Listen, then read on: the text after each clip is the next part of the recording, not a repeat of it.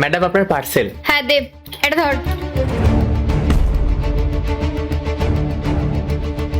Madam কত টাকা বিল হয়েছে সে তো আপনি শুনলেনই না। শোন, আমার কাছে এসব শোনার মতো টাইম নেই। কত হয়েছে বল। ম্যাডাম মাত্র 500 টাকা হয়েছে।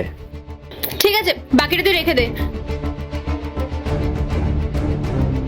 ম্যাডাম এখানে তো 4000 টাকা রয়েছে, 500 টাকার জন্য 4000 টাকা দিচ্ছেন? হ্যাঁ তো দিয়েছি যখন রেখে দে, এত কথা বলছিস কেন? ম্যাডাম আপনি কি সবসময় এরকম করেন? গরিব মানুষদের সবসময় এরকম দান ধ্যান করেন? শুধুমাত্র 500 টাকার জায়গায় আপনি আমাকে 4000 টাকা দিয়ে দিলেন। এই শোন, 4000 টাকা আমার কাছে কোনো ব্যাপারই না। বাইরে গেলে আমি এর থেকে বেশি খরচা করি। এখন টাকা গুনে দেওয়ার মতো ফালতু সময় আমার কাছে নেই।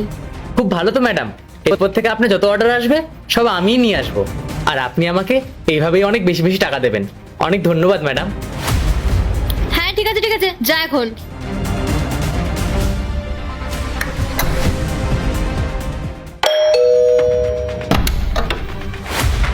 ম্যাডাম আপনার পার্সেল, এইবার 800 টাকা হয়েছে। ধর। ম্যাডাম এইবারও কি পুরোটা রেখে দেবো? তুই কি এখানে নতুন এসেছিস নাকি? প্রত্যেকবার একই কথা জিজ্ঞেস করিস কেন? রেখে দে টাকাটা। ঠিক আছে ম্যাডাম, আপনি রাগ করবেন না। আসলে আপনার কাছে এতবার অর্ডার দিতে এসেছি, আপনি প্রতিবারই হাজার হাজার টাকা বেশি দেন।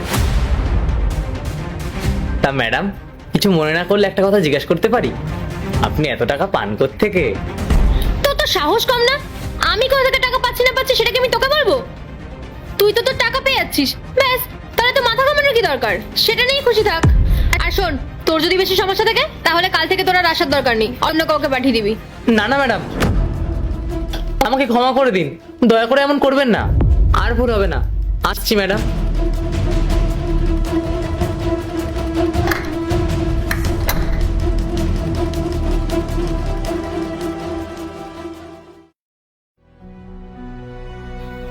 স্যার আপনার পার্সেল। ম্যাডাম আপনি এখানে কাজ করছেন কেন? এক মিনিট, তুমি ওকে ম্যাডাম কেন বলছো? তুমি চেনো ওকে? চিনবো না কেন স্যার, উনি অনেক বড় লোক। আগে যখনই আসতাম উনি হাজার হাজার টাকা টিপস দিতেন। কিন্তু উনি বড় লোক হওয়া সত্ত্বেও চাকরের মতন কাজ করছেন কেন? মালতী, তুমি ওকে হাজার হাজার টাকা টিপস দিতে? ওসব কি তোমার চুরির টাকা ছিল?